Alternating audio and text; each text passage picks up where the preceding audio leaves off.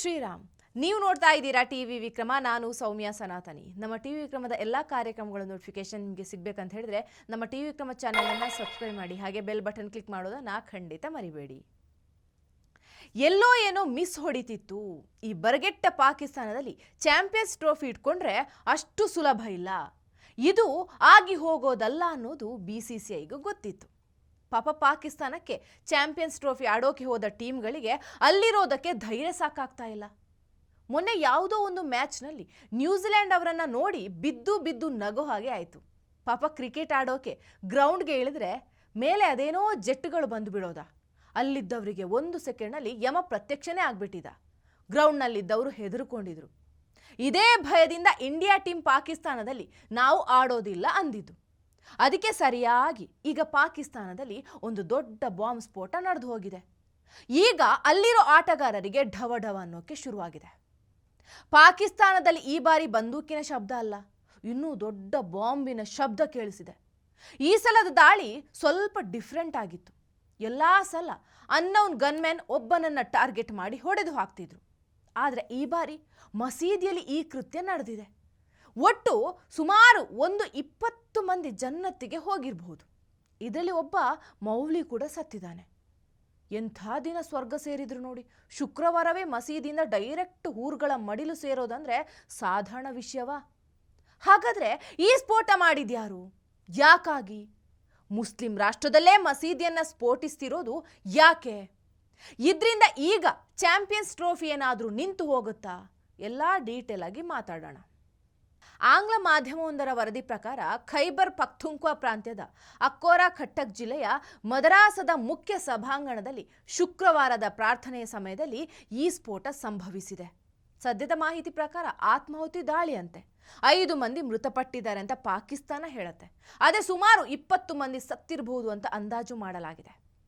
ಈ ಮದರಾಸದಲ್ಲಿ ಸುಮಾರು 4,000 ವಿದ್ಯಾರ್ಥಿಗಳು ವ್ಯಾಸಂಗ ಮಾಡ್ತಿದ್ರಂತೆ. ಅವರಿಗೆ ಉಚಿತ ಆಹಾರ ಹಾಗೆ ಶಿಕ್ಷಣ ನೀಡಲಾಗ್ತಿತ್ತಂತೆ. ಪಾಕಿಸ್ತಾನದಲ್ಲಿ ಸ್ಫೋಟವಾದ ಈ ಮಸೀದಿ ಸಾಮಾನ್ಯವಾದಂಥ ಮಸೀದಿ ಅಲ್ಲ. ಈ ಮಸೀದಿ ತಾಲಿಬಾನಿಗರನ್ನ ರೆಡಿ ಮಾಡಿದಂಥ ಮಸೀದಿ. ಎಷ್ಟೋ ತಾಲಿಬಾನಿಗಳು ಇದೇ ಮಸೀದಿಯಲ್ಲಿ ಟ್ರೈನ್ ಆಗಿ ಉಗ್ರರಾಗಿದ್ದಾರೆ. ಇಂಥ ಮಸೀದಿಯಲ್ಲೇ ರಂಜಾನ್ ಮಾಸದಲ್ಲಿ, ಅದರಲ್ಲೂ ಚಾಂಪಿಯನ್ಸ್ ಟ್ರೋಫಿ ನಡೆಯುವಾಗ ಕೃತ್ಯ ನಡೆದಿದೆ. ಈ ಸಲ ಅನ್ನೌನ್ ಗನ್ಮ್ಯಾನ್ ಇಲ್ಲ, ಟಾರ್ಗೆಟ್ ಕೂಡ ಒಬ್ಬನೇ ಆಗಿಲ್ಲ. ಹಾಗಾದ್ರೆ ಮತ್ಯಾರು ಈ ದಾಳಿ ಮಾಡಿರಬಹುದು? ಪಾಕಿಸ್ತಾನದ ಬಳಿ ಕೇಳಿದರೆ ಇದು ನಮ್ಮ ಶತ್ರು ದೇಶದ ಪಿತೂರಿ ಅನ್ನೋದಾಗಿ ಹೇಳ್ತಾ ಇದೆ. ಪಾಕಿಸ್ತಾನಕ್ಕೆ ಶತ್ರು ದೇಶ ಅಂದರೆ ಯಾರು? ಒಂದು ಭಾರತ, ಇನ್ನೊಂದು ತಾಲಿಬಾನ್.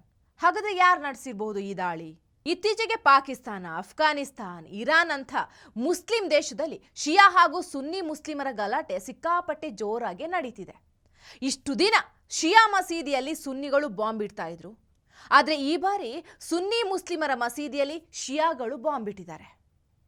ಆಗ್ಲೇ ಹೇಳಿದಾಗೆ ಇದು ಹಕ್ಕಾನಿ ಮದರಾಸ. ಇದೊಂದು ಜಿಹಾದ್ ಕೇಂದ್ರ ಅಂತಲೂ ಹೇಳಬಹುದು.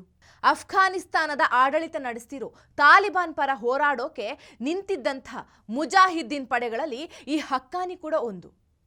ಈ ಹಕ್ಕಾನಿಯ ಮುಖ್ಯಸ್ಥ ಸಿರಾಜುದ್ದೀನ್ ಹಕ್ಕಾನಿ ಅಫ್ಘಾನಿಸ್ತಾನದಲ್ಲಿ ಈಗ ಗೃಹ ಸಚಿವ. ಯಾವ ಅಫ್ಘಾನಿಸ್ತಾನಕ್ಕೆ ಮೋಸ್ಟ್ ವಾಂಟೆಡ್ ಆಗಿದ್ನೋ ಆತನೇ ಈಗ ಅಲ್ಲಿನ ಗೃಹ ಸಚಿವ. ಎಂಥ ದುರಂತ ನೋಡಿ. ಈತ ಕಲಿತಿದ್ದಂಥ ಹಕ್ಕಾನಿ ಮಸೀದಿಯಲ್ಲೇ ಈಗ ಸ್ಫೋಟ ಸಂಭವಿಸಿರೋದು. ಈ ಮಸೀದಿಯನ್ನು ಸ್ಥಾಪಿಸಿದ್ದು ಸಮಿ ಉಲ್ ಹಕ್, ಪಾಕಿಸ್ತಾನದ ರಾಜ್ಯಸಭೆಯ ಸದಸ್ಯ ಕೂಡ ಆಗಿದ್ದ. ಈತನ ತಮ್ಮ ಪೇಶಾವರದ ಕೆಮಿಸ್ಟ್ರಿ ಪ್ರೊಫೆಸರ್. ತಂದೆ ಅಬ್ದುಲ್ ಹಕ್ ಅಖಂಡ ಭಾರತದ ಸಮಯದಲ್ಲಿ ಉತ್ತರ ಪ್ರದೇಶದಲ್ಲಿ ಕಲಿತಿದ್ರು. ನಂತರ ಹೈಬರ್ ಅಹೋರಾ ಕಟಕ್ನಲ್ಲಿ ಒಂದು ಮದರಾಸ ತೆಗೆದಿದ್ರು. ನಂತರ ಈ ಮದರಾಸ ಮಗ ಸಮಿ ಉಲ್ ಹಕ್ ಕೈಗೆ ಬರುತ್ತೆ. ಆ ಸಮಯದಲ್ಲಿ ಪಕ್ಕದ ಅಫ್ಘಾನಿಸ್ತಾನದಲ್ಲಿ ರಷ್ಯಾ ಅಮೆರಿಕ ನಡುವೆ ಶೀತಲ ಸಮರ ಶುರುವಾಗಿತ್ತು. ಆಗ ಪಾಕಿಸ್ತಾನದ ಆಡಳಿತ ಆಯೂಬ್ ಖಾನ್ ಕೈಯಲ್ಲಿತ್ತು. ಆಯೂಬ್ ಖಾನ್ ಮೌಲ್ಯಗಳ ವಿಶ್ವಾಸಕ್ಕೆ ಪಡೆದಿದ್ದ. ಆತನಿಗೆ ಅಫ್ಘಾನಿಸ್ತಾನದಲ್ಲಿ ಮುಜಾಹಿದ್ದೀನ್ಗಳನ್ನ ರೆಡಿ ಮಾಡಬೇಕಾಗಿತ್ತು. ಆಗ ಸಮಿ ಉಲ್ ಹಕ್ ಮತ್ತು ಈತ ಒಂದಾಗ್ಬಿಟ್ರು. ಇವರಿಗೆ ಜನ್ನತ್ ಹೂರ್ ಅಂತ ತಲೆ ಕೆಡಿಸೋಕೆ ಮುಲ್ಲಾಗಳು ಬೇಕಿತ್ತು. ಆಗ ಈ ಮದರಾಸಗಳಲ್ಲಿ ಅಫ್ಘಾನಿಸ್ತಾನದಿಂದ ಬಂದಂತಹ ನಿರಾಶ್ರಿತ ಮಕ್ಕಳನ್ನ ಸಾಕಿ ಅವರಿಗೆ ಶಸ್ತ್ರಾಸ್ತ್ರಗಳನ್ನ ತರಬೇತಿಯನ್ನು ಕೊಟ್ಟು ರೆಡಿ ಮಾಡ್ತಾರೆ. ಈ ಸಮಿ ಉಲ್ ಹಕ್ ರೆಡಿ ಮಾಡಿದವರೇ ತಾಲಿಬಾನಿಗಳು ಅನ್ಸ್ಕೊಂಡಿದ್ದು. So Sami ul Haq Haqqani father of Taliban. ಈಗ ಈ ದಾಳಿಯಲ್ಲಿ ಅಲ್ಲಿನ ಮೌಲಾನಾ ಹಮೀದ್ ಉಲ್ ಹಕ್ ಸಾವಿಗೀಡಾಗಿದ್ದಾನೆ. ಅಷ್ಟಕ್ಕೂ ಈ ತಾಲಿಬಾನಿಗಳನ್ನು ಹುಟ್ಟು ಹಾಕಿದ ಜಿಹಾದಿ ಸೆಂಟರ್ ಮೇಲೆ ಈಗ ಯಾರು ದಾಳಿ ಮಾಡಿರಬಹುದು? ಭಾರತದ ಅನ್ನೋನ್ ಗನ್ಮ್ಯಾನ್ಗಳಲ್ಲ. ಆದರೆ ಇದರ ಹಿಂದೆ ಮೋದಿ ಫ್ರೆಂಡ್ ಇದ್ರೂ ಆಶ್ಚರ್ಯ ಏನಿಲ್ಲ. ಯಾಕಂದ್ರೆ ಆಗ್ಲೇ ಹೇಳ್ದಾಗೆ ಈ ಮದ್ರಾಸ ಒಂದು ಜಾಗತಿಕ ಜಿಹಾದ್ ಸೆಂಟರ್ ಆಗಿತ್ತು. ಪಾಕಿಸ್ತಾನ ಸೇರಿ ನಾನಾ ಕಡೆಗಳಿಂದ ಹಣ ಬರ್ತಾ ಇತ್ತು, ಆಯುಧ ತರಬೇತಿ ನೀಡಲಾಗ್ತಾ ಇತ್ತು.